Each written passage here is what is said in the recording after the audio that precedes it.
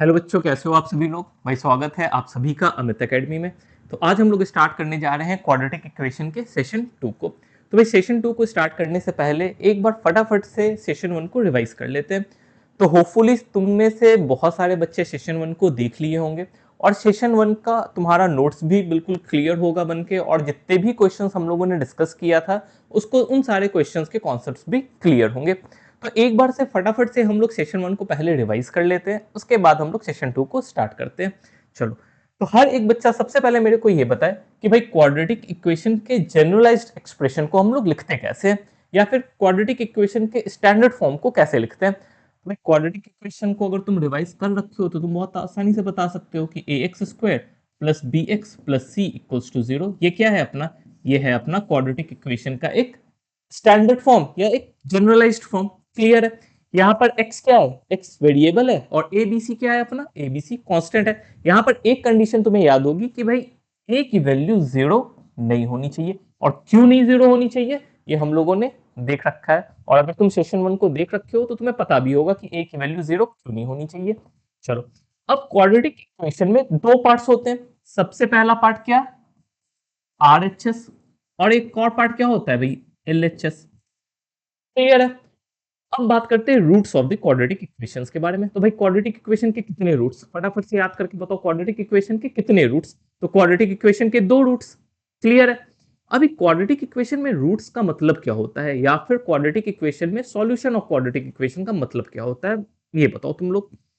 भाई रूट्स या solution of quadratic equation का मतलब क्या हुआ, वेरिएबल की ऐसी वैल्यू जिस पर L H S is equals to R H S हो जाए। क्लियर है। एक बार मेरे साथ फिर से बोलो, वेरिएबल की ऐसी वैल्यू जिस पर L H S is equals to R H S हो जाए, ऐसे वेरिएबल की वैल्यू को अपन क्या कहेंगे, roots of the quadratic equation या फिर solution of the quadratic equation.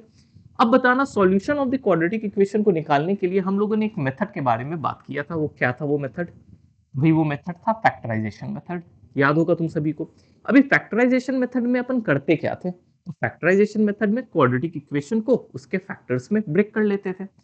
Clear है। और एक बार अगर अपने को क्वाड्रेटिक इक्वेशन के फैक्टर्स के बारे में पता लग गया तो उसकी रूट्स को कैसे निकालते थे, उन फैक्टर्स को जीरो से इक्वेट करके बहुत आसानी से अपन उसके रूट्स को निकाल लिया करते थे। तो लास्ट क्लास में बस अपना डिस्कशन इतना ही था और बहुत लिमिटेड था। तो चलो आज भी हम लोगों ने फैक्टराइजेशन मेथड से रिलेटेड कुछ बेसिक से क्वेश्चंस भी किए थे। क्योंकि टाइम की कमी हो गई थी तो हम लोगों ने एक आधा दो क्वेश्चंस किया था, और फैक्टराइजेशन मेथड से रिलेटेड आज हम लोग बहुत अच्छे लेवल के क्वेश्चंस करेंगे।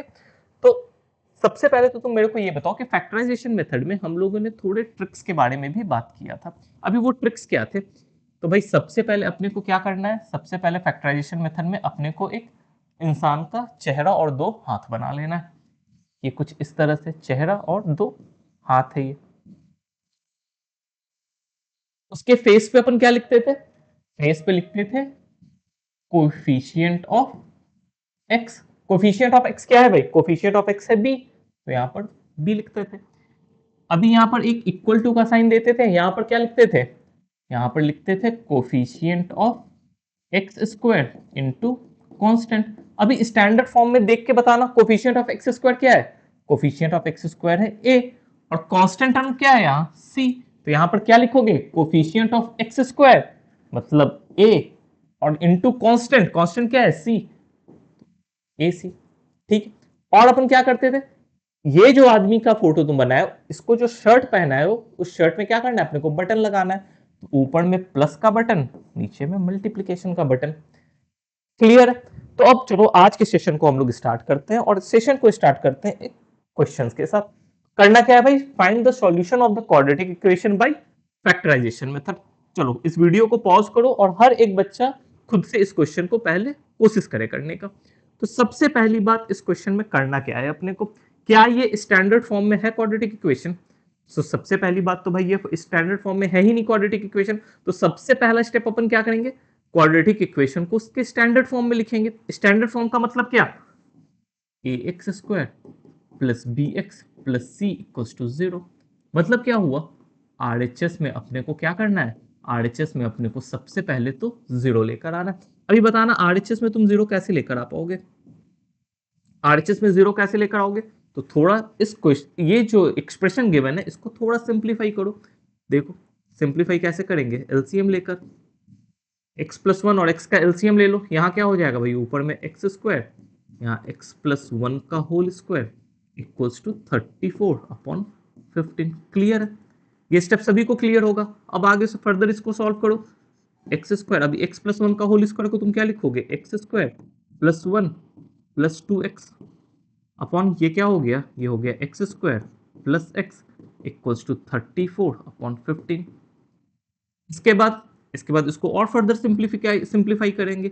X square plus x square is what, 2x square plus 1 plus 2x upon x square plus x equals to 34/15। Clear है यहां तक स्टेप। अब क्या कर लो, क्रॉस मल्टीप्लीकेशन कर लो, तो ये 15 इधर आ जाएगा, 2x square plus 1 plus 2x और ये एक्स स्क्वायर प्लस एक्स इधर चला गया। यहां तक सभी को क्लियर है, यहां तक सभी को क्लियर है। अब आ जाओ आगे, अभी बताना 15 इंटू 2x स्क्वायर क्या बनेगा भाई, 30x square. 15 into 1 15, 15 into 2x 30x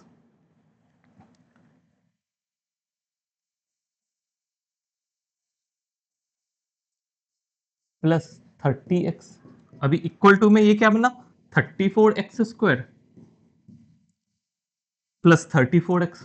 अभी आगे बताओ क्या करोगे, कैसे आरएचएस को तुम जीरो बनाओगे। तो भाई आरएचएस में जो भी क्वांटिटीज प्रेजेंट है इसको अपन इस तरफ ले आते हैं। तो देख लो 30, चलो इसको अच्छे से सॉल्व भी कर लेते हैं। 30x square plus 15 plus 30x, अभी 34 इस तरफ आएगा तो क्या बन जाएगा, माइनस 34x स्क्वायर, और 34 इधर आएगा तो क्या बन जाएगा, minus 34x equals to zero. अब इसको फर्दर सिंप्लीफाई करो, फर्दर सिंप्लीफाई करोगे तो 30x square minus 34x square क्या बचेगा भाई, माइनस 4x स्क्वायर। क्लियर है। अभी 30x plus 30x minus 34x क्या बचेगा, minus 4x plus 15 equals to zero. Clear. अभी बताना ये जो एक्सप्रेशन आया या ये जो इक्वेशन आया क्या ये standard form of quadratic equation के फॉर्म में है या नहीं है। तो ये तो standard form of quadratic equation के फॉर्म में है, क्योंकि देखो यहाँ पर आरएचएस जीरो हो जा रहा है। ये बात क्लियर हो रही है। किसी भी एक्सप्रेशन, किसी भी इक्वेशन में हम लोग फैक्टराइजेशन मेथड तभी लगा सकते हैं जब जब अपना जो इक्वेशन होगा वो स्टैंडर्ड फॉर्म में हो। बात क्लियर है। अब देखो, अब यहाँ पर माइनस के अपन कॉमन निकाल के हटा ले, कर सकते हैं। तो ये 4x square plus 4x minus 15 equals to zero. अब बताना फर्दर, अब कैसे फैक्टराइजेशन करें और कैसे इस क्वाड्रेटिक इक्वेशन को उसके फैक्टर्स के फॉर्म में लिखें। ट्रिक याद है, ट्रिक में करना क्या था भाई, एक चेहरा, दो हाथ और इधर इक्वल टू, चेहरे पे क्या आता था, कोफिशिएंट ऑफ एक्स। यहाँ पे कोफिशिएंट ऑफ एक्स क्या है, 4। सभी को क्लियर है, कोफिशिएंट ऑफ एक्स क्या है भाई, 4 है। इक्वल टू में अपन क्या लिखते थे, coefficient of x square into constant. Coefficient of x square क्या है यहाँ, 4, और कांस्टेंट क्या है, यहाँ बताना कांस्टेंट क्या है, कांस्टेंट है -15। तो 4 इंटू -15 क्या होगा, -60। तो यहाँ पर लिख लो तुम -60। बात क्लियर है। अभी शर्ट में बटन लगाना रह गया अपना। शर्ट में बटन कैसे लगाते थे, ऊपर प्लस नीचे मल्टीप्लाई। अब क्या करना होता था, अब अपने को ऐसे दो नंबर्स चाहिए जिनका मल्टीप्लिकेशन 60 हो। लेकिन क्या इससे पहले भी अपन कुछ करते थे, इससे पहले भी क्या अपन कुछ करते थे, थोड़ा दिमाग लगाओ फटाफट। तो यार मेरे को दिख रहा है कि यहाँ पे और इस डब्बे में जो भी क्वांटिटी है और यहाँ पर जो भी क्वांटिटी है, क्या इसमें साइन का चेंज है, साइन का तो चेंज है। यहाँ +4 है, यहाँ -60 है, साइन का चेंज है। तो साइन के चेंज के होने, साइन चेंज होने पे अपन सबसे पहले क्या करते थे, सबसे पहले अपन ये डिसाइड करते थे कि डब्बे में कैसा नंबर आएगा, पॉजिटिव नंबर आएगा या नेगेटिव नंबर आएगा। लास्ट सेशन से अपने को याद होगा, जिन बच्चों ने नहीं देखा है लास्ट सेशन को, सबसे पहले तो भाई तुम सेशन 1 को देखो, तब जाके तुम्हें इन सारी बातों के बारे में कॉन्सेप्ट्स क्लियर हो पाएगी। बात क्लियर है। अब तुम मेरे को ये बताओ, अब तुम्हें ये बताना है इस डब्बे में पॉजिटिव नंबर होगा और इस डब्बे में क्या ऐसा नंबर होगा जिसका मल्टीप्लिकेशन नेगेटिव हो। तुम बताना क्या ये इस डब्बे में भी पॉजिटिव नंबर हो, क्या इस डब्बे में भी पॉजिटिव नंबर हो सकता है क्या? तो ऐसा कॉम्बिनेशन पॉसिबल नहीं है। क्यों नहीं है? क्योंकि पॉजिटिव इंटू पॉजिटिव पॉजिटिव देगा, लेकिन चाहिए मेरे को क्या? नेगेटिव। क्या इस डब्बे में पॉजिटिव और इस डब्बे में नेगेटिव हो सकता है? तो भाई पॉजिटिव इंटू नेगेटिव नेगेटिव आएगा, मतलब एक डब्बा तो क्लियर हो गया कि एक डब्बा अपना पॉजिटिव होगा और एक डब्बा नेगेटिव होगा। क्लियर है यहां तक? एक डब्बा क्या होगा? पॉजिटिव, और एक डब्बा होगा अपना नेगेटिव। ठीक है, अब बताना, अब इसके बाद क्या करते थे अपन? इस बात को डिसाइड करते थे कि प्लस वाला नंबर बड़ा होगा या माइनस वाला नंबर बड़ा होगा। कैसे डिसाइड करते थे? भाई इन दोनों का सम क्या आ रहा है? पॉजिटिव आ रहा है। इन दोनों का सम क्या आ रहा है? इन दोनों डब्बे का सम क्या आ रहा है? पॉजिटिव आ रहा है।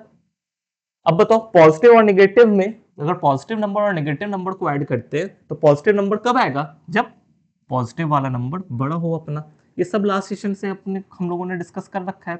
इसका मतलब तो ये हो गया ना कि एक डब्बे में पॉजिटिव नंबर होगा, एक डब्बे में नेगेटिव नंबर होगा, और पॉजिटिव वाला नंबर बड़ा होगा।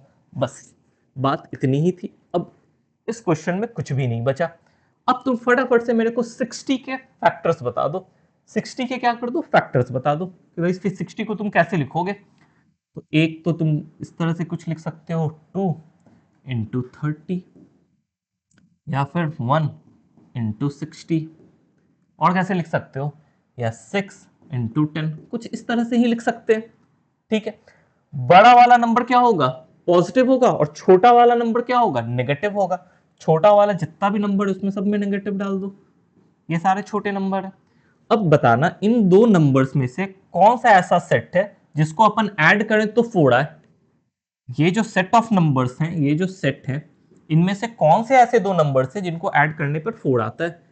तो भाई -2 और 30 को ऐड करोगे तो क्या आएगा? 28 आएगा। तो 28 अपने को चाहिए क्या? 4।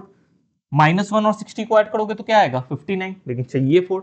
-6 और 10 को ऐड करोगे तो क्या आएगा? 4, चाहिए भी 4। इसका मतलब इस वाले डब्बे में एक तो -6 है और एक 10 है। अब जैसे ही -6 और 10 मिल गया, अपन करेंगे क्या?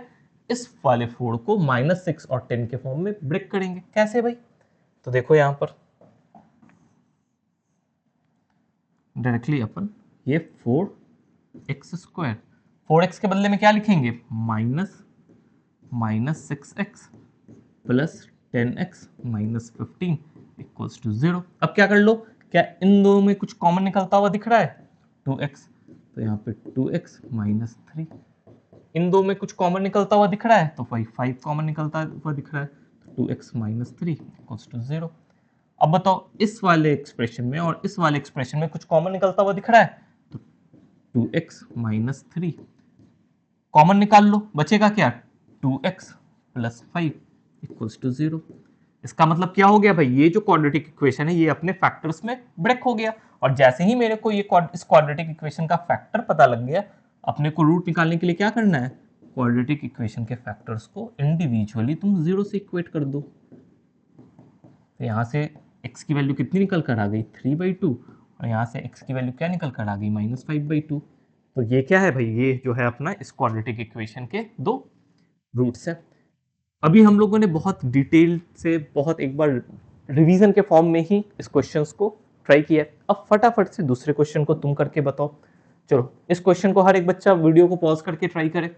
कैसे करोगे इस क्वेश्चन को देख लेते हैं।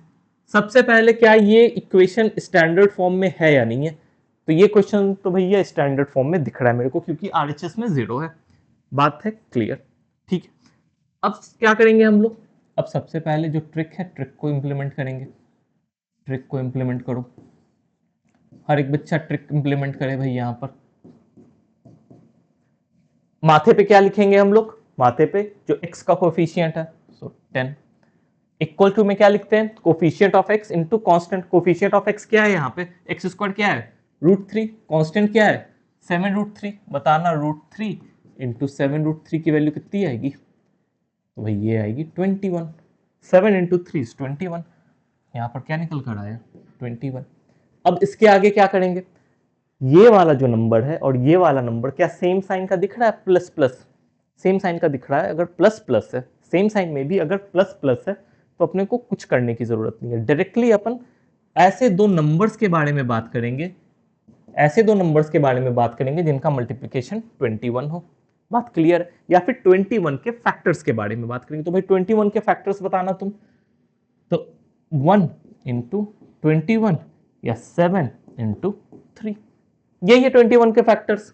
बात क्लियर है? अब मेरे को ऐसे दो नंबर चाहिए जिनका सम क्या हो 10। बताना इनमें से कौन से दो सेट हैं जिनमें सम ऑफ नंबर्स 10 आ रहा है। तो यहाँ पे 7 इंटू 3, यही दो नंबर्स के सेट हैं जिनका सम ऑफ नंबर्स क्या आ रहा है 10। इसका मतलब मेरे को इन दो नंबर्स की जरूरत है, इसकी कोई जरूरत नहीं है। मेरे को 7 इंटू 3 की जरूरत है। तो यहाँ पर ये वाला नंबर क्या हो गया 7, ये वाला 3। इसका मतलब क्या हुआ कि 10 को अपन 7 और 3 के फॉर्म में ब्रेक कर लेंगे। ब्रेक कर लो यहाँ पे फटाफट से।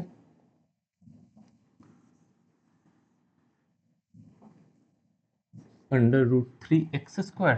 अभी 10x को तुम कैसे ब्रेक करोगे 7 और 3 के फॉर्म में, 7x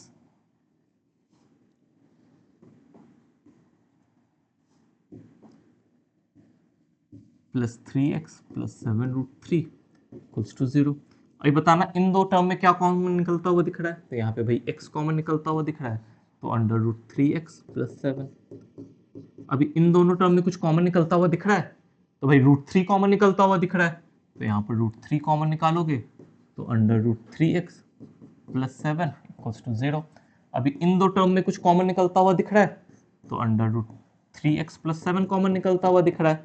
अभी अंडर रूट 3x प्लस 7 को तुम जैसे कॉमन निकालोगे, इस वाले टर्म में क्या बचा x बचा, और इस वाले टर्म से क्या बचा √3 बचा। तुम जैसे ही यहां तक कर लिए तुम्हें मिल क्या गया, यहाँ पर क्वाड्रेटिक इक्वेशन के फैक्टर्स मिल गए। और जैसे ही फैक्टर्स मिल गए तुम आसानी से इसके रूट्स को कैलकुलेट कर सकते हो। कैसे भाई, फैक्टर्स को 0 से इक्वेट करके। बात क्लियर है? आगे बढ़े, चलो अब आ जाओ इस वाले क्वेश्चन में। अभी बहुत से बच्चों का हालत खराब होने वाला है इस वाले क्वेश्चन में। अब तुम ऐसे क्वेश्चंस को तुम कैसे डील करोगे बताओ मेरे को। यहाँ पे तो कोई नंबर भी बनता हुआ नहीं दिख रहा है। दिख रहा है क्या, दिख रहा है कि भाई ये जो क्वाड्रेटिक इक्वेशन गिवन है ये अपने स्टैंडर्ड फॉर्म में गिवन है, बस यही दिख रहा है। इसके अलावा और कुछ भी मेरे को पता नहीं लग रहा है। अपने को करना क्या है, ऐसे क्वेश्चंस अगर एग्जाम में आ जाए क्या करोगे, सबसे पहले बिल्कुल काम डाउन हो, शांत हो। सबसे पहली बात भाई, क्या ये इक्वेशन स्टैंडर्ड फॉर्म में है? बिल्कुल ये इक्वेशन स्टैंडर्ड फॉर्म में। सेकंड स्टेप अपन क्या करते थे, अपने ट्रिक पे आ जाते हैं। ट्रिक के अकॉर्डिंगली अपन क्या करते थे भाई, एक आदमी का चेहरा, दो हाथ, एक हाथ में इक्वल टू पकड़ाते थे और शर्ट में बटन लगाते थे, यही करते थे। चेहरे पे क्या आएगा देख के बताओ एक्सप्रेशन से। तो भाई चेहरे पर दिख रहा है मेरे को -4a आता हुआ, सभी को दिख रहा है -4a आता हुआ। इक्वल टू में क्या आएगा, coefficient of x² into constant. करके बताना, कोफिशिएंट ऑफ x² क्या है 4 इनटू कांस्टेंट, मतलब 4a² -b²। बात क्लियर है? यहां तक सभी को बात क्लियर है? अब आगे बताओ क्या करते थे हम लोग। यहां पर मेरे को दिख रहा है कि इस वाले डब्बे में नेगेटिव है, इस वाले डब्बे पे पॉजिटिव है। इसका मतलब क्या, इसका मतलब क्या, मेरे को सबसे पहले डिसाइड करना होगा कि डब्बा में एक नंबर तो पॉजिटिव होगा और एक नंबर नेगेटिव होगा। क्लियर है? इसका मतलब इस वाले डब्बे में कोई पॉजिटिव नंबर होगा, इस वाले डब्बे में कोई नेगेटिव नंबर होगा, तभी पॉजिटिव इंटू नेगेटिव। सॉरी, अपने को चाहिए क्या भाई, अपने को चाहिए यहां पर, अपने को चाहिए क्या, एक पॉजिटिव नंबर चाहिए। ये कब पॉसिबल है, जब या तो पॉजिटिव इंटू पॉजिटिव हो तब पॉजिटिव आएगा, नहीं तो नेगेटिव इंटू नेगेटिव हो तभी नेगेटिव आएगा। सबसे पहले अपन इन दो डब्बे में जो नंबर आएगा उसके साइन के बारे में बात कर लेंगे। क्लियर है? अब बताना, ऐसे दो नंबर्स जिनका सम नेगेटिव हो, क्या दो पॉजिटिव नंबर्स का सम नेगेटिव हो सकता है कभी? तो दो पॉजिटिव नंबर्स का सम तो कभी नेगेटिव नहीं हो सकता। मतलब ये दोनों डब्बे में पॉजिटिव पॉजिटिव तो नहीं है। क्या दो नेगेटिव नंबर्स का सम हो सकता है नेगेटिव? बिल्कुल हो सकता है। दो नेगेटिव नंबर्स का सम तो नेगेटिव ही होगा ना भाई। क्लियर है? इसका मतलब ये हो गया, इसका मतलब मेरे को ये तो समझ आ गया कि इस डब्बे में भी कोई नेगेटिव नंबर है और इस डब्बे में भी कोई नेगेटिव नंबर है। ये बात क्लियर? अब जब चूंकि दोनों ही नेगेटिव है तो बड़े और छोटे के बारे में अपन ज्यादा बात करेंगे नहीं। बस मेरे को ये बात क्लियर हो गया कि भाई इस डब्बे में भी नेगेटिव नंबर है, इस डब्बे में भी नेगेटिव नंबर है। अब मेरे को चाहिए क्या, मेरे को तो ये चाहिए ना कि भाई इस वाले नंबर, ये यहाँ पर जो है इक्वल्स टू में इस नंबर का फैक्टर्स पता लग जाए। अब बताना क्या तुम 4a² माइनस बी स्क्वायर के फैक्टर्स को नहीं लिख सकते? यार देखो ना, a² माइनस बी स्क्वायर तो फॉर्मूला ही है। a² माइनस बी स्क्वायर को तुम कैसे लिखोगे? a² माइनस बी स्क्वायर को तुम ऐसे नहीं लिख सकते क्या? a plus b into a minus b. A plus b a minus b है क्या? a² माइनस बी स्क्वायर का फैक्टर है। और 4 का फैक्टर कैसे लिख लोगे? 4 का फैक्टर 2 इंटू टू।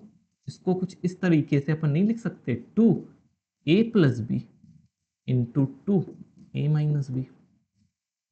लिख सकते हैं या नहीं लिख सकते? लिख सकते हैं ना। तो 4a² माइनस बी स्क्वायर को अपन लिख सकते हैं 2a plus b into 2a minus b. यही फैक्टर बनता हुआ दिख रहा है, मतलब इस डब्बे में भी यही नंबर आएगा और इस डब्बे में ये नंबर आएगा। ठीक है, अभी जिन भी बच्चों को कंफ्यूजन हो रहा है वो मेरे को बस इतना बताओ, मान लो यहाँ पे अगर लिखा होता 18, फॉर एग्जाम्पल मान लो यहाँ पर 18 लिखा होता, तो अपन करते क्या, 18 के फैक्टर्स के बारे में ही तो बात करते, 18 के फैक्टर्स को निकालते, और 18 के फैक्टर्स को निकालते तो इसको 18 का फैक्टर क्या होगा, 1 इंटू 18 या 2 इंटू 9, कुछ इस तरह से ही अपन डिसाइड करते थे पिछले क्वेश्चंस में कि भाई इस डब्बे में 1 आ जाएगा, इस डब्बे में 18 आ जाएगा, इस डब्बे में 2 आ जाएगा, इस डब्बे में 9 आ जाएगा। और इसके बाद अपन क्या देखते थे कि ये दोनों ही नंबर्स क्या है, निगेटिव, तो यहाँ भी निगेटिव लगा लिया करते थे। इसी तरह से बात करते थे। उसके बाद नेक्स्ट स्टेप क्या होता था अपन अपना, नेक्स्ट स्टेप अपना ये होता था कि ये जो कॉम्बिनेशन बना, इस कॉम्बिनेशन में से अपने काम का कौन सा कॉम्बिनेशन है खोज के निकालते थे। कैसे कि भाई इन दोनों नंबर्स का सम क्या है, क्या माइनस ये वाला जो माथे पे जो नंबर लिखा था वो आता था, तो वही सेम चीज यहां पे भी रिपीट करेंगे अपन। तो बताना, मतलब ये डब्बा में ये भी नेगेटिव होगा और ये भी नेगेटिव होगा, क्या इन दोनों का सम -4a आ रहा है? चेक कर लो। तो -2 इंटू ए -2 इंटू बी -2b, और ये क्या बनेगा -2a और +2b। करो सम, इससे ये कैंसिल, बचा क्या -4a। मतलब ये जो कॉम्बिनेशन बना, ये जो कॉम्बिनेशन बना ये अपने काम का कॉम्बिनेशन बना। जिनको नहीं समझ में आ रहा है वो सबसे पहले तो पूरे प्रोसेस को समझो और फिर से इस वीडियो को एक बार देखो, तुम्हें आसानी से समझ आ जाएगा। जब हम लोग इनिशियली किसी नए कॉन्सेप्ट्स के बारे में बात कर रहे होते हैं तो प्रॉब्लम्स आती है। जब तुम अच्छे से प्रैक्टिस कर लोगे, 2-3 बार ऐसे क्वेश्चंस को कर लोगे, तो ट्रस्ट में तुम बहुत आसानी से ऐसे क्वेश्चंस को बहुत आराम से कर सकते हो। अभी तो एग्जाम आने में अपने पास में सफिशिएंट अमाउंट ऑफ टाइम है। उस टाइम पे अपने को करना क्या है, अपने को ऐसे क्वेश्चंस करते जाना है और अच्छे से मैथ्स में प्रैक्टिस करते जाना है। तो चलो पेशेंस बनाए रखो और कॉन्सेप्ट्स को सीखते चलो। मतलब क्या हुआ भाई, -4a को अपन -2a प्लस बी और -2a-b के फॉर्म में ब्रेक कर लेंगे। क्लियर है? आ जाओ यहाँ पर, 4x², -4a को कैसे ब्रेक करना था, -2a plus b x -2a-b plus a² - b² = 0। अब क्या करते थे, इन दो एक्सप्रेशन में कुछ कॉमन निकलता हुआ दिख रहा है, तो भाई मेरे को क्या दिख रहा है, यहां से दिख रहा है 2x कॉमन निकलता हुआ, तो निकाल लो 2x minus a plus b. इन दो एक्सप्रेशन से कुछ कॉमन निकलता हुआ दिख रहा है, बताओ फटाफट से क्या कॉमन निकाल सकते हैं यार। a² - b² को तुम अगर ब्रेक करो तो ये a minus b into a plus b बन जाएगा। क्या a माइनस बी कॉमन नहीं निकाल सकते? थोड़ा सा दिमाग यूज करो। तो a माइनस बी को अगर कॉमन निकाल लें तो बचेगा क्या, 2x plus a plus B, यही बचेगा। और माइनस चूंकि कॉमन निकाल रहे हैं हम लोग, तो अंदर में ये माइनस आ जाएगा। क्लियर है? अब इन दो एक्सप्रेशन में से तुम क्या कॉमन निकाल सकते हो, यहां से कॉमन निकल रहा है 2x minus a plus b, 2x minus a plus b अगर तुम कॉमन निकाल लो तो बचा क्या, 2x इस एक्सप्रेशन से, और इस एक्सप्रेशन से क्या बच गया, a माइनस बी बच गया, इक्वल्स टू 0। अब जैसे ही ये दो फैक्टर्स निकल गए, अब अपने को करना क्या है, इन दोनों ही फैक्टर्स को 0 से इक्वेट कर दो, तो यहाँ से ये a प्लस बी अपॉन 2 और यहाँ पे 2x minus a minus B को भी 0 से इक्वेट करोगे तो 2x equals to a minus b, x equals to a minus b upon 2। बात क्लियर है? यहाँ तक सभी को क्लियर है? अभी कॉमन निकालना और ये सब कुछ भाई प्रैक्टिस की चीज है, ये सब बेसिक मैथमेटिक्स है। तुम जितना ज्यादा प्रैक्टिस करते चलोगे तुम उतने अच्छे से कॉन्सेप्ट्स को समझते चलोगे। तो घबराना नहीं है बिल्कुल भी, थोड़ा पेशेंस बनाए रखो और चीजों को समझते चलो। अब ये क्वेश्चन है, ये क्वेश्चन तुम्हारे लिए होमवर्क है और ये क्वेश्चन भी तुम्हारे लिए होमवर्क है। इन दो क्वेश्चंस को तुम्हें खुद से करना है, जो पहले हम लोगों ने कॉन्सेप्ट इंप्लीमेंट किया है आसानी से उस तरीके से तुम कर सकते हो। नहीं तो चलो एक बार ना इस वाले क्वेश्चन को देख लेते हैं फटाफट से। सबसे पहले कुछ हवा लगे या ना लगे, इतना हवा तो लग रहा होगा कि भाई ये जो एक्सप्रेशन है ये स्टैंडर्ड फॉर्म में गिवन है, इतना समझ आ रहा होगा। अब चूंकि स्टैंडर्ड फॉर्म में गिवन है, नेक्स्ट स्टेप क्या होगा अपना? नेक्स्ट स्टेप एक आदमी का चेहरा और दो हाथ बनाना और इक्वल टू बटन लगा दो भाई। माथे पे क्या लिखेंगे? x का कोफिशिएंट क्या है भाई? -4a square, -4a square equals to में क्या लिखेंगे? Coefficient of x square into constant. अभी इतना तो लिखना आ गया होगा तुम्हें, तो इस बात को डायरेक्टली लिख लेते हैं 4a to the power 4 minus b to the power 4। यहां तक सभी को क्लियर है? नेक्स्ट क्या करेंगे ये बताओ? नेक्स्ट क्या करेंगे ये बताओ? तो नेक्स्ट मेरे को पता लग रहा है कि यहाँ पर क्या है भाई, यहाँ पे एक नेगेटिव नंबर है, यहाँ पे एक पॉजिटिव नंबर है। इसलिए सबसे पहले क्या करेंगे? डिसाइड करेंगे कि डब्बे में कैसा नंबर आएगा, कौन से डब्बे में पॉजिटिव आएगा, कौन से डब्बे में नेगेटिव आएगा, या फिर कैसा नंबर आएगा। सबसे पहले उसके साइन के बारे में बात करेंगे। अब दो नंबर्स का मल्टीप्लीकेशन पॉजिटिव कब होगा? जब ये नंबर भी पॉजिटिव हो, जब ये नंबर भी पॉजिटिव हो। तो पॉजिटिव इंटू पॉजिटिव पॉजिटिव, या फिर नेगेटिव इंटू नेगेटिव भी पॉजिटिव होगा। क्लियर? तो यही सेट ऑफ नंबर्स बनेंगे। अब आगे देख लो, मेरे को इन दो नंबर्स का सम कैसा चाहिए? इन दो नंबर्स का सम कैसा चाहिए? नेगेटिव चाहिए। इसका मतलब क्या दो पॉजिटिव नंबर्स का सम नेगेटिव हो सकता है? कभी नहीं हो सकता है। दो नेगेटिव नंबर्स का सम नेगेटिव हो सकता है? बिल्कुल। इसका मतलब ये हुआ कि ये जो डब्बा होगा, इस डब्बे में भी कोई एक नेगेटिव नंबर होगा, इस डब्बे में भी कोई एक नेगेटिव नंबर होगा। अभी बताओ इतनी बात क्लियर हो रही है या नहीं? इतनी बात तो क्लियर होनी चाहिए कि भाई इन दोनों ही डब्बे में नेगेटिव नंबर्स हैं। अब चूंकि दोनों ही डब्बे में नेगेटिव नंबर है, तो कौन सा नेगेटिव नंबर बड़ा होगा, इस बारे में डिस्कशन की कोई जरूरत नहीं है। अब आगे बताओ क्या करेंगे? अब आगे हम लोग यही करेंगे ना कि इसके फैक्टर्स के बारे में बात करेंगे। अब तुम इसके फैक्टर्स निकाल सकते हो। अभी हम लोगों ने देखा था 4a square minus B square के फैक्टर्स के बारे में। अभी बताना 4a to the power 4 minus b to the power 4 का फैक्टर। थोड़ा दिमाग लगाओ तो तुम्हें पता लगेगा कि यार इसको कुछ ऐसे नहीं लिख सकते। 2 4 का फैक्टर एक 2 a square minus B square into 2 a square plus b square. अभी बताओ ये बात कितने बच्चों को समझ आ रही है? अरे यार देखो ना, a to the power 4 minus b to the power 4, इसको कुछ इस तरह से नहीं लिख सकते तुम? a स्क्वायर का स्क्वायर माइनस बी स्क्वायर का स्क्वायर। अभी ये a square minus B square बनता हुआ नहीं दिख रहा है? a square minus B square को कैसे लिखोगे? a minus b into a plus b. a क्या है भाई यहाँ पे? a है a square minus B square, a square plus b square. बात क्लियर हो रही है? ठीक है। अब बताना ये दोनों ही नंबर्स कैसे होने चाहिए? नेगेटिव। तो यहाँ पे भी नेगेटिव लगा दो, यहाँ पे भी नेगेटिव लगा दो। अब क्या ये जो अपना सेट बना, क्या ये सेट अपने काम का है? कैसे पता लगाओगे? इन दोनों का सम कितना आना चाहिए? -4 स्क्वायर। तो सम करके देख लो, तो -2a स्क्वायर, ये -2 इंटू माइनस बी स्क्वायर क्या होगा? +2b square -2a square -2b square. ये माइनस और ये कैंसिल आउट, बचा क्या? -4a square. क्या यही नंबर चाहिए था हमें? यही नंबर चाहिए था, -4a स्क्वायर। इसका मतलब क्या हुआ? ये कॉम्बिनेशन अपना काम का कॉम्बिनेशन है, ये कॉम्बिनेशन अपना काम का कॉम्बिनेशन है। इसका मतलब ये जो -4a स्क्वायर है, इसको अपन कुछ इस तरीके से ब्रेक कर लेंगे। -2 a square minus B square x minus 2 a square plus b square x plus a to the power 4 minus b to the power 4 equals to 0। अब क्या करना है?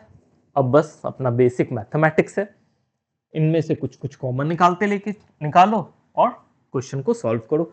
अब आगे की कहानी तुम्हारे भरोसे कि तुम कैसे कॉमन निकालोगे और तुम कैसे करोगे।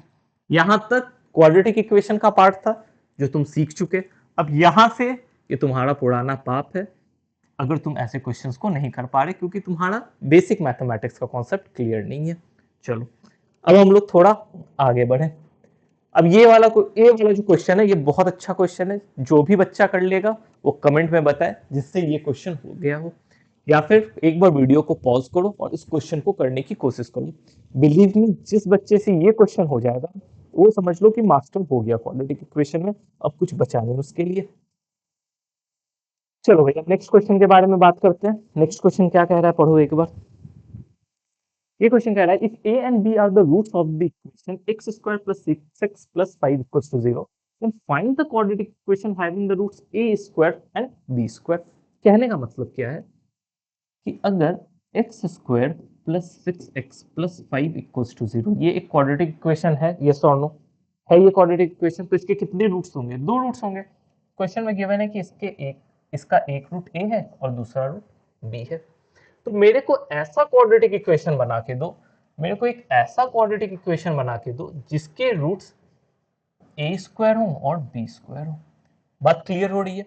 ये एक क्वाड्रेटिक इक्वेशन गिवन है, इस क्वाड्रेटिक इक्वेशन के दो रूट्स होने चाहिए, इसका एक रूट ए है और एक रूट बी है। क्वेश्चन कह रहा है कि मेरे को एक ऐसा क्वाड्रेटिक इक्वेशन बना कर दो जिसका एक रूट ए स्क्वायर हो और दूसरा रूट बी स्क्वायर हो। चलो पॉज करो वीडियो को और अटेम्प्ट करो। तो सबसे पहला काम क्या करेंगे भाई? सबसे पहला काम क्या करेंगे? तो सबसे पहला काम तो यही करेंगे ना कि ए और बी की वैल्यू को निकालें। ए और बी की वैल्यू को ही तुम नहीं निकालोगे तो तुम आगे करोगे क्या? तो सबसे पहले तो ए और बी की वैल्यू निकालो। अभी ए और बी की वैल्यू तुम अगर नहीं निकाल पा रहे तब तो तुम्हारा ऐसे भी कुछ कहा नहीं जा सकता है। तो भाई सबसे पहले ए और बी की वैल्यू निकालो। कैसे निकालोगे? अभी हम लोगों ने बात किया फैक्टराइजेशन मेथड के बारे में। फटाफट से फैक्टराइजेशन मेथड लगाओ और ए और बी की वैल्यू निकाल लो। फिर से यही काम जो अपन करते चले आ रहे हैं। डब्बे में क्या आएगा? चेहरे पे x का कोफिशिएंट, इधर क्या आ गया? कांस्टेंट इनटू 5, दोनों तरफ साइन पॉजिटिव पॉजिटिव, इसका मतलब अब अपने को इन दोनों डब्बे का साइन को चेक करने की जरूरत नहीं है। फटाफट से बताओ 5 का फैक्टर क्या होगा? भाई 1 इंटू 5 के अलावा तो कोई फैक्टर होगा ही नहीं।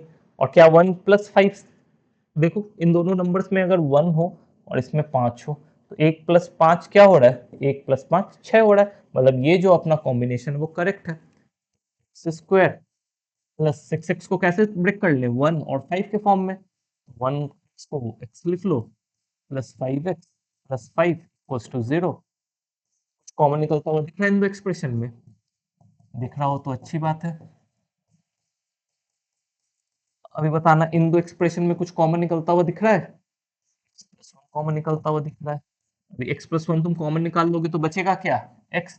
इधर से x प्लस 1 कॉमन निकाल लोगे बचेगा क्या? 5 इक्वल्स टू 0। फैक्टर्स मिल गए तो रूट्स नहीं निकाल लोगे? आसानी से निकाल लोगे।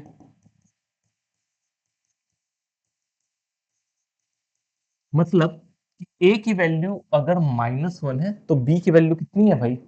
-5। तो मेरे को चाहिए क्या? एक ऐसा क्वाड्रेटिक इक्वेशन जिसके रूट्स a स्क्वायर हो और b स्क्वायर हो। अभी a स्क्वायर का मतलब क्या? एक तो इसका रूट -1 का होल स्क्वायर क्या होगा? 1 होगा। और b -5 का स्क्वायर कर लो तो क्या होगा? 25 होगा। मतलब कि मेरे को एक ऐसा क्वाड्रेटिक इक्वेशन चाहिए जिसका रूट 1 हो और 25 हो। क्लियर है? तो देखो अगर इसका रूट 1 है मतलब x इक्वल्स टू 1 उसका एक रूट है और x इक्वल्स टू 25 उसका एक रूट है, तो क्या इस क्वाड्रेटिक इक्वेशन के फैक्टर्स को तुम लिख सकते हो? भाई अगर x इक्वल्स टू 1 उसका रूट है तो एक रूट तो होगी, एक फैक्टर तो हो गया x माइनस 1 इक्वल्स टू 0 और दूसरा फैक्टर क्या बन गया? x minus 25 equals to 0। और क्वाड्रेटिक इक्वेशन को अपन लिखते कैसे हैं?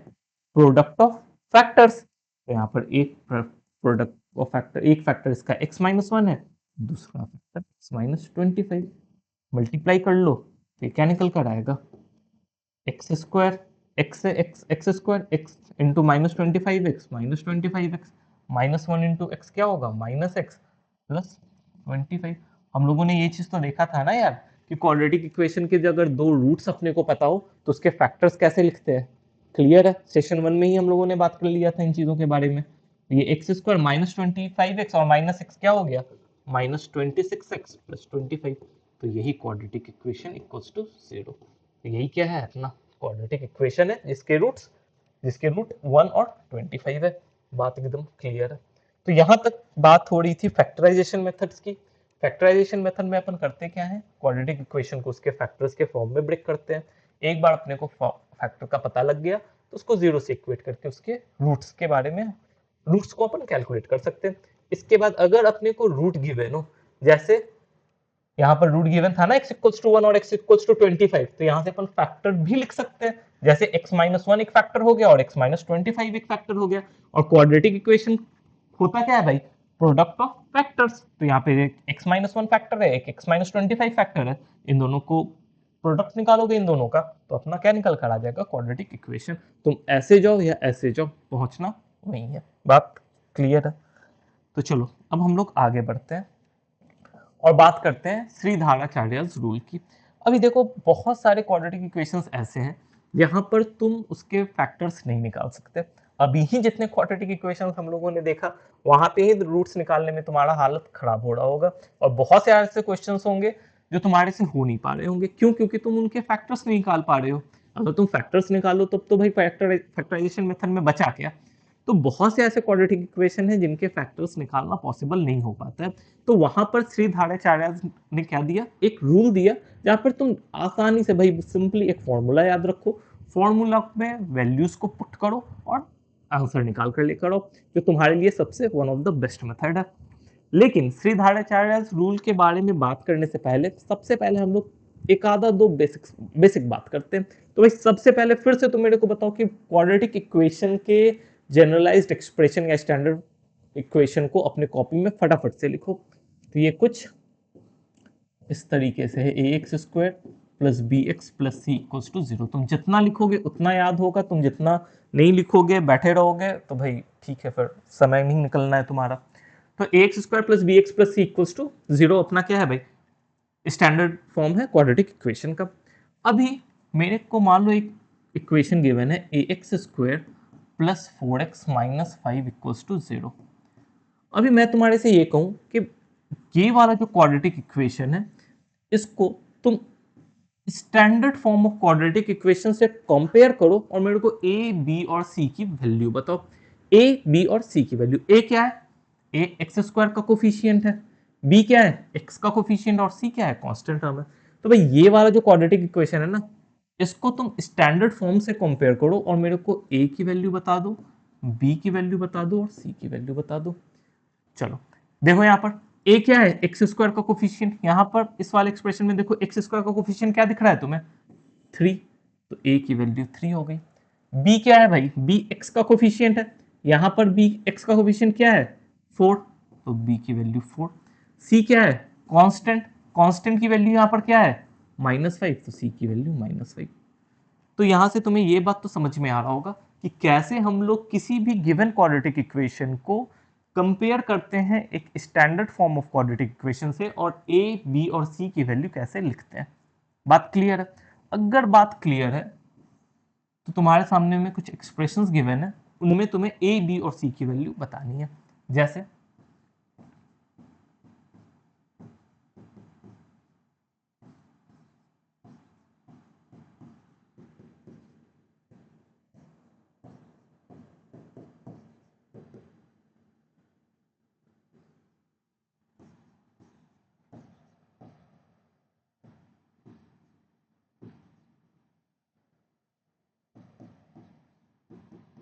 चलो ये चार एक्सप्रेशंस गिवन है, चार क्वाड्रेटिक इक्वेशन गिवन है।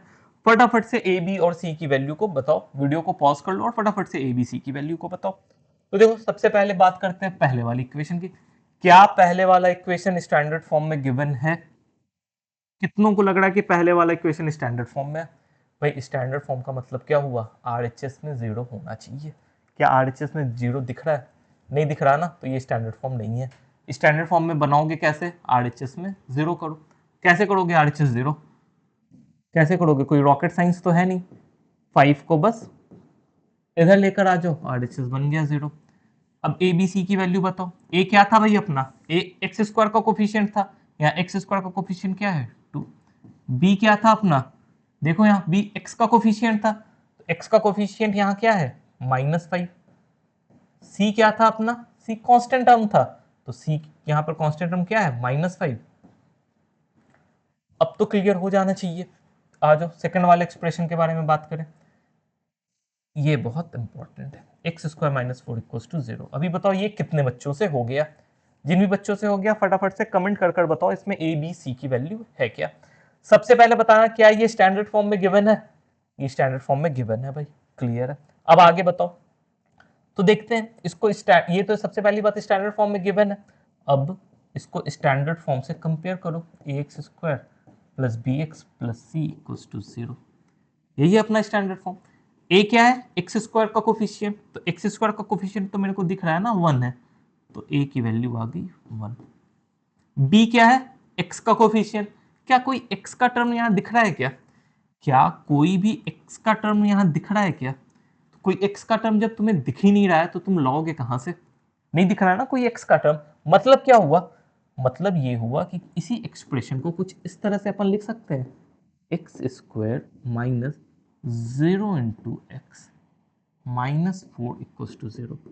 क्या ये एक्सप्रेशन और ये एक्सप्रेशन एक ही एक्सप्रेशन है? क्योंकि यहां पर 0 इंटू एक्स करोगे तो क्या हो जाएगा भाई, 0 हो जाएगा, तो बचेगा क्या, एक्स स्क्वायर माइनस 4 ही बचेगा। यहां पर भी एक्स स्क्वायर माइनस 4 ही है। इसका मतलब, इसको इस तरह से लिखने का मतलब सिर्फ तुम्हें इतना समझाने के लिए कि भाई b की वैल्यू है, होगी क्या, b की वैल्यू देखो यहाँ पर b है क्या, x का कोफिशिएंट, x का कोफिशिएंट है क्या यहाँ पे 0, मतलब b की वैल्यू है 0। और c क्या है अपना कांस्टेंट, कांस्टेंट है -4। या फिर अगर तुम्हें ये इस तरीके से बात समझ आ रही हो तो ठीक, नहीं तो तुम डायरेक्टली इतना समझ सकते हो यार कि इस वाले एक्सप्रेशन में क्या x का कोई टर्म दिख रहा है तुम्हें, इस वाले एक्सप्रेशन में एक्स स्क्वायर माइनस 4 में क्या x का कोई टर्म दिख रहा है तुम्हें, x का टर्म दिख नहीं रहा है। x का टर्म जैसे ही नहीं दिख रहा है इसका मतलब क्या, उसका कोफिशिएंट जो होगा वो 0 हो गया होगा, और x के कोफिशिएंट को ही तो b कहते हैं, b का वैल्यू 0 हो गया, क्लियर है। अब आ जाओ थर्ड वाले एक्सप्रेशन को पकड़ो, x square plus x equals to 0। A क्या होता है भाई, एक्स स्क्वायर का कोफिशिएंट, एक्स स्क्वायर की वैल्यू कितनी है यहाँ 1, ए की वैल्यू 1। बी क्या होता है, बी होता है अपना एक्स का कोफिशिएंट, एक्स का कोफिशिएंट कितना है यहाँ 1, तो बी की वैल्यू 1। सी क्या है भाई, कांस्टेंट। क्या कोई कांस्टेंट का टर्म दिख रहा है यहाँ, कोई कांस्टेंट का टर्म है ही नहीं, जब कोई टर्म ही नहीं है तो सी की वैल्यू क्या हो गई 0 हो गई। ये भी क्लियर है। अब फोर्थ वाले में ऐसा कुछ है नहीं, इसको तुम आराम से खुद से कर सकते हो। चलो यहां तक तो बात क्लियर है। अब हम लोग बात करते हैं श्रीधार्याचार्य रूल के बारे में। देखो श्रीधार्याचार्य रूल क्या कहता है, अगर एक इक्वेशन है, क्वाड्रेटिक इक्वेशन है, a x square plus b x plus c equals to 0, इसके दो रूट्स होंगे, एक मान लेते हैं अल्फा और एक मान लेते हैं बीटा। ये बात अभी तक तो तुम्हारे दिमाग में इतनी बात तो क्लियर होगी कि भाई किसी भी क्वाड्रेटिक इक्वेशन के दो रूट्स, एक मान लो एक अल्फा है और एक बीटा है। तो यहाँ से अल्फा और बीटा के लिए वो डायरेक्टली एक फॉर्मूला देते हैं, minus B plus minus under root D upon 2a। ये एक डायरेक्ट फॉर्मूला है जहां पर b क्या है, b है अपना x का कोफिशिएंट, a क्या है, a है अपना एक्स स्क्वायर का कोफिशिएंट, d क्या है इसके बारे में अपन बात करेंगे। तो देखो ये जो क्वाड्रेटिक इक्वेशन है इसके जो दो रूट्स हैं अल्फा और बीटा, इसको निकालने के लिए ये श्रीधार्याचार्य रूल अपने को एक डायरेक्ट फॉर्मूला देते हैं, minus B plus minus under root D upon 2a। कहने का मतलब क्या हुआ कि अगर तुम अल्फा की वैल्यू के बारे में बात करो तो ये क्या है minus B plus under root D upon 2a, और अगर तुम बीटा की बात करो तो minus B minus under root D upon 2a। ये दो क्या है भाई, ये दो रूट्स हैं किसके, क्वाड्रेटिक इक्वेशन के। b क्या है, a क्या है, अपने को क्लियर है यहां से बात। अब बात करते हैं d क्या है भाई। डी क्या है? तो डी को हम लोग कहते हैं डिस्क्रिमिनेंट। डिस्क्रिमिनेंट, और डिस्क्रिमिनेंट की वैल्यू होती है बी स्क्वायर माइनस 4ac। अभी बी क्या है? वही एक्स का कोफिशिएंट, ए क्या है? एक्स स्क्वायर का कोफिशिएंट, सी क्या है? कांस्टेंट। तो डी क्या है भाई? डी है अपना बी स्क्वायर माइनस 4ac। तो जहां कहीं पर भी मेरे को एक क्वाड्रेटिक इक्वेशन गिवन हो a x square plus b x plus c equals to 0, तो इसके दो रूट्स, दोनों रूट क्या होंगे? Minus B plus under root D upon 2a, और दूसरा रूट क्या होगा? Minus B minus under root D upon 2a। Short में तुम कुछ इस तरह से याद कर सकते हो, minus B plus minus under root D upon 2a। एक के साथ में प्लस यूज करना, एक के साथ में माइनस यूज करना। बात क्लियर है? डी क्या है? डी डिस्क्रिमिनेंट है, जिसकी वैल्यू क्या होती है? B square minus 4ac। यहां तक सभी को क्लियर है? यहां तक सभी को क्लियर है? चलो अब आगे बढ़ते हैं और एक क्वेश्चन देखते हैं। यहां पर क्या क्या क्या कह रहा है? Right the discriminant of the following quadratic equation. तुम्हें फटाफट से क्वाड्रेटिक इक्वेशन के डिस्क्रिमिनेंट्स बताने हैं, तो आ जाओ। सबसे पहले तो क्या ये क्वाड्रेटिक इक्वेशन अपने स्टैंडर्ड फॉर्म में है? हाँ है, आरएचएस में 0 दिख रहा है। तो सबसे पहले तो तुम मेरे को ए की वैल्यू बता दो, बी की वैल्यू बता दो और सी की वैल्यू बता दो। इसके बाद तुम आगे का कुछ भी करो। तो ए की वैल्यू क्या है भाई? यहाँ पर एक्स स्क्वायर का coefficient under root 3, b x का कोफिशिएंट -5, सी कांस्टेंट टर्म 2√3। क्या इतना सभी बच्चों का सही है? इतना सभी बच्चों का सही है? सही है। अभी डी, डी का फॉर्मूला बताओ। अगर तुम्हें याद हो, तुम ध्यान से सेशन को फॉलो कर रहे हो या नोटबुक में अपनी चीजों को लिख रहे हो, तो बताओ डी क्या है भाई? डी डिस्क्रिमिनेंट है और इसका फॉर्मूला क्या है? B square minus 4ac।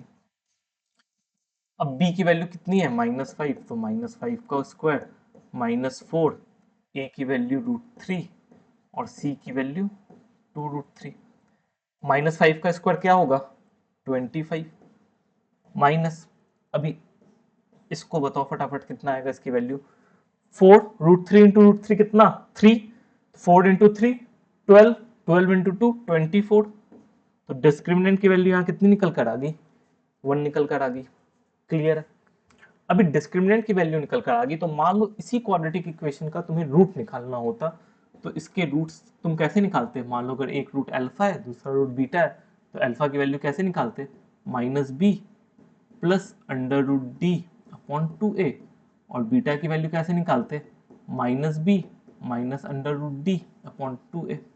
अभी अल्फा की वैल्यू बताओ, b की वैल्यू पता है तुम्हें? -5, तो माइनस b की वैल्यू कितनी है? -5 plus under root D, D की वैल्यू क्या है भाई? 1, तो under root 1 upon 2a, a की वैल्यू कितनी है? √3, 2√3।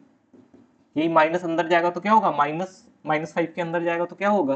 5 हो जाएगा। तो 5 अंडर रूट 1 इज 1 अपॉन 2√3, तो यही हो गया 6 अपॉन 2√3। 6 को तुम क्या 2 से 3, और √3 अपॉन √3 क्या हो गया? √3। तो इस क्वाड्रेटिक इक्वेशन का एक रूट तो है भाई √3। उसके बाद तुम इसी तरीके से बीटा को भी कैलकुलेट कर सकते हो। तो दिख क्या रहा है यहाँ पे? ये सिंपली फॉर्मूला बेस्ड है, जो तुम्हारा सबसे फेवरेट मेथड होने वाला है क्वाड्रेटिक इक्वेशन के रूट्स को कैलकुलेट करने के लिए। चलो यहाँ तक तो बात क्लियर होते जा रही है। अभी इस वाले क्वाड्रेटिक इक्वेशन का सिर्फ और सिर्फ डी निकाल कर मेरे को बताओ कि डी की वैल्यू कितनी होगी। तो डी को निकालने के लिए सबसे पहले अपने को क्या करना है भाई? सबसे पहले अपने को ये चेक करना है कि ये स्टैंडर्ड फॉर्म में है या नहीं है। मैं बार बार इस बात को रिपीट कर रहा हूँ, अपने दिमाग में बैठा लो कि सबसे पहले क्या चेक करना है भाई? क्वाड्रेटिक इक्वेशन स्टैंडर्ड फॉर्म में है या नहीं है। तो स्टैंडर्ड फॉर्म में है। अब क्या करेंगे? ए बी सी की वैल्यू लिख लेंगे। ए का वैल्यू क्या है भाई? 2p, b की वैल्यू -5p और c की वैल्यू 2। अब d की वैल्यू कितनी होती है? b square minus 4ac। b की वैल्यू क्या है? -5p का होल स्क्वायर -4, a की वैल्यू 2p, c की वैल्यू 2। -5p का whole square is what? 25p square minus 4 into 8 into 216p। तो यही क्या है अपना डिस्क्रिमिनेंट। क्लियर है? तो यहाँ पर ज्यादा कुछ है नहीं, सिर्फ और सिर्फ अपने को फॉर्मूला पुट करना आना चाहिए। और फॉर्मूले के लिए सबसे पहले भाई स्टैंडर्ड फॉर्म देख लेना। ए बी सी अगर तुम सही से लिख लिए तो सिर्फ और सिर्फ सिंपली तुम्हें फॉर्मूले में पुट करके बेसिक सा कैलकुलेशन है, डिस्टेंस रखते हुए इन कैलकुलेशंस को परफॉर्म करना। अब देखो find the roots of the quadratic equation. अब चलो किसी एक क्वेश्चन को कर लेते हैं, बाकी ये वाला क्वेश्चन तुम खुद से घर पे अटेम्प्ट करना, क्योंकि ज्यादा कुछ है नहीं इसमें। सबसे पहला काम क्या करेंगे, बोलो सबसे पहला काम क्या, भाई स्टैंडर्ड फॉर्म में चेक कर लेंगे। स्टैंडर्ड फॉर्म दिख रहा है, दिख रहा है। अब बताओ ए बी सी की वैल्यू, तो ए की वैल्यू 3, बी की वैल्यू 2√5 और सी की वैल्यू -5, सभी का सही है। अब डी की वैल्यू कैलकुलेट करेंगे, बी स्क्वायर -4ac।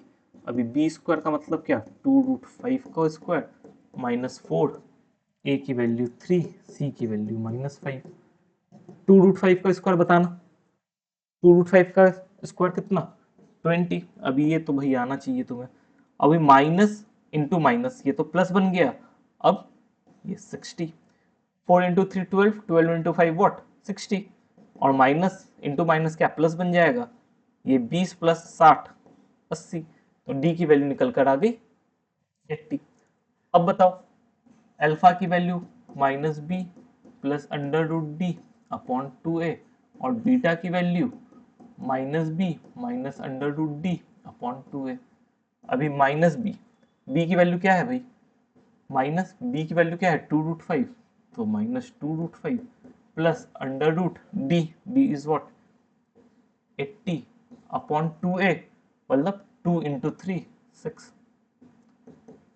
अब बताओ आगे क्या करोगे, क्या √80 को तुम कैसे लिख सकते हो, तो भाई 80 को फैक्टर्स के फॉर्म में कर लो, तो 2 40 2 20 2 10 2 5 5 1, 2 का एक कॉम्बिनेशन रूट इसी तरीके से लिखते हैं ना।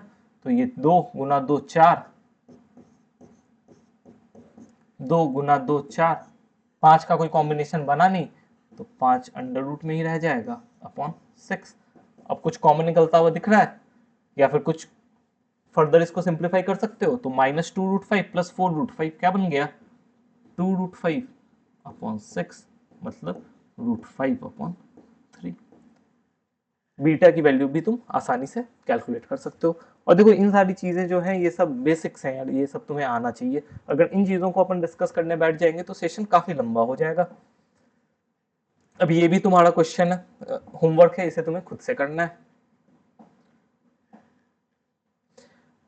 अब हम लोग थोड़ा और आगे बढ़ते हैं और बात करते हैं, अगर मान लो ax² plus bx plus c equals to 0, ये क्या है अपना क्वाड्रेटिक इक्वेशन है और स्टैंडर्ड फॉर्म में। इसके कितने रूट्स होंगे, 2 रूट्स होंगे, एक अल्फा और एक बीटा।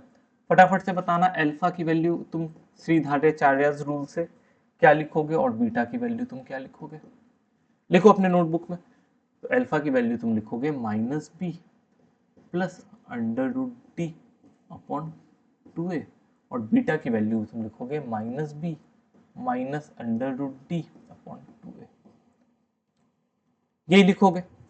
अब कोई तुम्हारे से बोलता है कि भाई किसी भी क्वाड्रेटिक इक्वेशन में, किसी भी क्वाड्रेटिक इक्वेशन में तुम ये बताओ, सबसे पहले तुम ये बताओ कि सम ऑफ रूट्स का वैल्यू क्या होगा, सम ऑफ रूट्स का वैल्यू क्या होगा।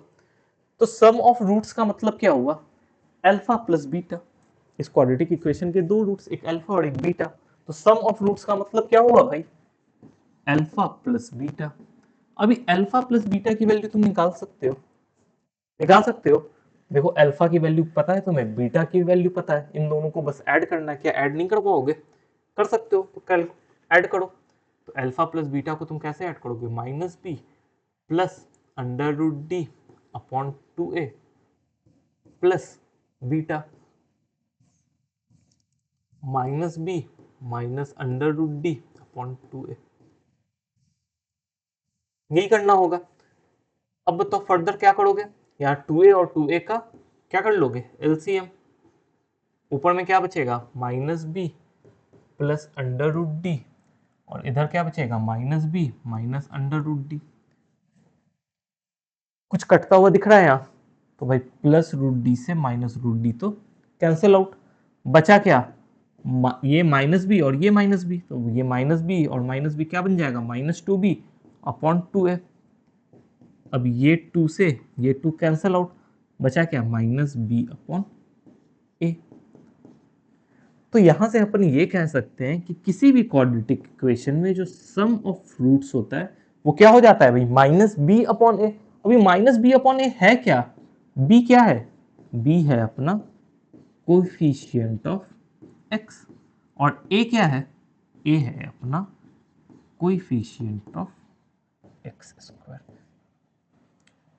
तो देखो यहां से हम लोग एक कितने अच्छे कंक्लूजन पर पहुंचे कि भाई अगर क्वाड्रेटिक इक्वेशन मेरे को पता है तो उसके जो सम ऑफ रूट्स होंगे वो क्या होंगे, माइनस बी अपॉन ए, मतलब कि minus of coefficient of x upon coefficient of x square. Clear है ये चीज, क्लियर है? अगर ये बात भी क्लियर है, तुम बताना कि इसी क्वाड्रेटिक इक्वेशन में प्रोडक्ट ऑफ रूट्स की वैल्यू तुम निकाल सकते हो। तो एक बार वीडियो को पॉज करो और हर एक बच्चा प्रोडक्ट ऑफ रूट्स निकालने की कोशिश करे कि भाई क्या प्रोडक्ट ऑफ रूट्स के लिए भी अपन किसी जनरलाइज्ड इक्वेशन या जनरलाइज्ड एक्सप्रेशन तक पहुंच पाते हैं क्या। तो निकालो प्रोडक्ट ऑफ रूट्स। आज देखें, minus B plus under root D upon 2a, यही है ना भाई अल्फा की वैल्यू, और बीटा की वैल्यू क्या है, minus B minus under root D upon 2a। करो मल्टीप्लीकेशन। सबसे पहले डिनोमिनेटर में क्या आएगा, 2a into 2a 4a square. अब ऊपर में मल्टीप्लाई करो, सबसे पहले माइनस बी को माइनस बी से करोगे तो क्या आएगा, बी स्क्वायर। माइनस बी को माइनस अंडर रूट डी से करोगे तो क्या आएगा, plus B under root D. इतना तक तो समझ आ रहा होगा, इतना तक तो समझ आ रहा होगा। अब अंडर रूट डी को मल्टीप्लाई करो माइनस बी से, तो minus B under root D, और अंडर रूट डी को माइनस अंडर रूट डी से करोगे तो minus under root D into D क्या हो गया, डी। यहां तक बोलो क्लियर है? यहां तक क्लियर है? तो भाई जैसे ही रूट वाला टर्म गया जाता हुआ दिख रहा है, वैसे ही तुम्हारे चेहरे पर एक खुशी भी आ गई कि भाई अब रूट से तो अपने को डील करने की जरूरत नहीं है। अब बताओ क्या बचा, B square minus D upon 4a square, यही बचा। अब आगे क्या करें, बताओ अब आगे क्या करें, क्या करोगे अब आगे। तो आगे यार मेरे को दिख रहा है कि डी के लिए कुछ पता है ना, डी को क्या बी और ए के टर्म्स में लिख सकते हैं। तो को डी डी को कैसे लिखोगे तुम, तो D is what, B square minus 4ac upon 4a square. तो ये बी स्क्वायर माइनस अंदर जाएगा तो ये minus B square plus 4ac upon 4a square. अब ये बी स्क्वायर से ये minus B square cancel out, बचा क्या, 4ac अपॉन 4a स्क्वायर। ये 4 से ये 4 कैंसिल आउट, ये a से ये a कैंसिल आउट, बचा क्या, c अपॉन a। मतलब कि किसी भी क्वाड्रेटिक इक्वेशन में जो दो प्रोडक्ट ऑफ रूट्स होते हैं वो किसके बराबर होंगे, c अपॉन a के बराबर। अभी c क्या है भाई, c है अपना कांस्टेंट टर्म, और a क्या है, a है अपना कोएफिशिएंट ऑफ एक्स स्क्वायर। तो यहां से डायरेक्टली अपन ये कह सकते हैं कि किसी भी क्वाड्रेटिक इक्वेशन में जो प्रोडक्ट ऑफ रूट्स होंगे वो किसके इक्वल होंगे भाई, वो इक्वल होंगे constant term upon coefficient of x square के। तो आज के सेशन के लिए इतना ही, आज के सेशन को अपन यहीं पे स्टॉप करते हैं क्योंकि अपना टाइम हो चुका है। तो आज के सेशन में हम लोगों ने ज्यादातर फैक्टराइजेशन के कुछ अच्छे लेवल के क्वेश्चंस को सॉल्व किया और श्रीधार्याचार्यज रूल के कुछ बेसिक्स देखे, श्रीधार्याचार्यज रूल कहते क्या है उसके बारे में हम लोगों ने बात किया। तो चलो आज के सेशन 2 को यहीं रोकते हैं। तुम में से किसी भी बच्चे को किसी भी तरीके का कंफ्यूजन हो, डाउट हो, तो भाई तुम सभी वेलकम हो कमेंट सेक्शन में। कमेंट सेक्शन में आराम से अपने डाउट्स को लिखो, हर एक डाउट का सॉल्यूशन दिया जाएगा, बताया जाएगा, और वो हमारे सेशन को और भी इम्प्रूव करने में काफी ज्यादा मदद करेगा। तो आज के लिए इतना ही। तो भाई बने रहो सेशन में, अच्छे से पढ़ाई करो और इन सारे कॉन्सेप्ट्स को अच्छे से समझते चलो। घबराने की बात बिल्कुल भी नहीं है, कुछ टॉपिक्स नए हैं, कुछ टेक्निक्स नहीं है जो तुम्हें आराम से समझना है और बिल्कुल आराम से उनके ऊपर काम करते चलना है। तो आज के लिए इतना ही, थैंक यू।